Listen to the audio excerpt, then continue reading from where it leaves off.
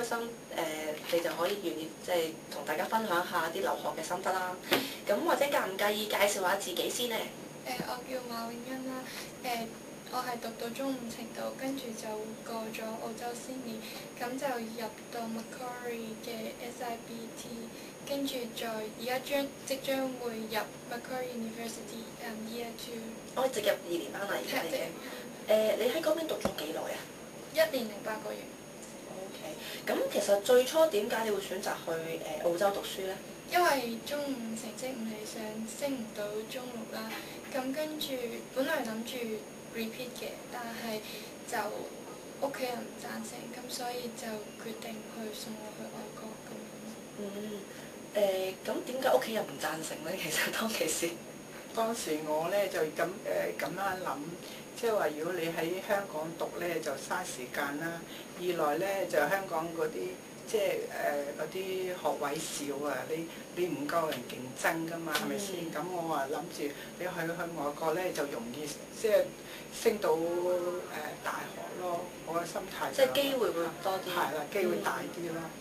咁澳洲其實都有好多個城市啦，咁你點解會揀澳洲嘅 Sydney 咁樣呢？因為哥哥喺航空公司做，咁佢個公司就係去 Sydney 嘅啫，咁跟住所以變咗同埋可能會有平啲嘅機票，咁所以就變咗揀 Sydney 咯。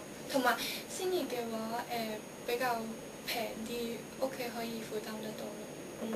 咁會唔會真係哥哥都去過悉尼，都話到俾你聽個環境？冇㗎，冇人去過。有哥哥去澳洲，大哥去過，但係好多年前。都係純粹頭先嗰個原因。咁你都去咗澳洲讀咗年幾啦？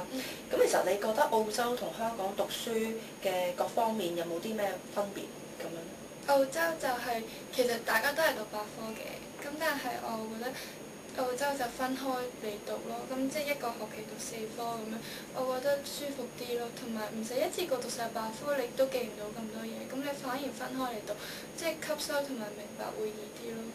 即係每一個學期就讀4科，咁就你主力係淨係讀嗰4科，就會比較容易 handle 一啲。係啊。明白。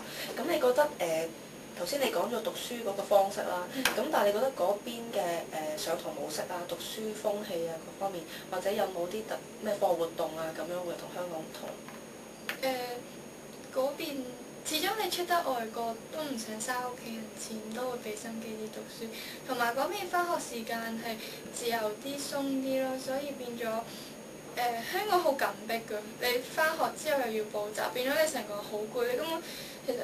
可能補完習你翻到屋企已經都唔想拿起本書，咁但係你喺外國翻完學，跟住仲有好多時間，你會即係個興趣會大好多咯。係啊，多咗時間你會好似都唔知做咩好，咁不如睇下書啲。即係反而推動到你去自己去即係花多啲時間去讀下書，揾下資料啊。啲書咯，係。咁你會唔會覺得嗰邊嘅學習模式，即係好多時都係活動化啲，或者係冇咁死板？咁你有冇呢個同感其實？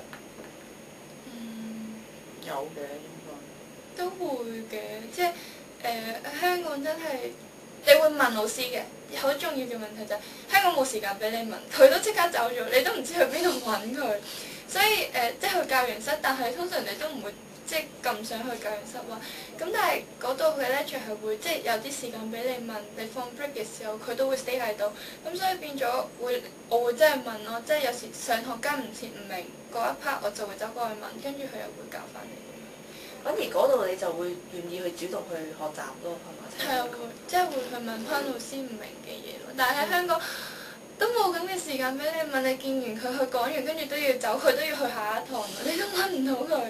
都啱嘅。咁你覺得啱啱去留學嘅時候有冇啲覺得好難適應嘅地方咁樣咧？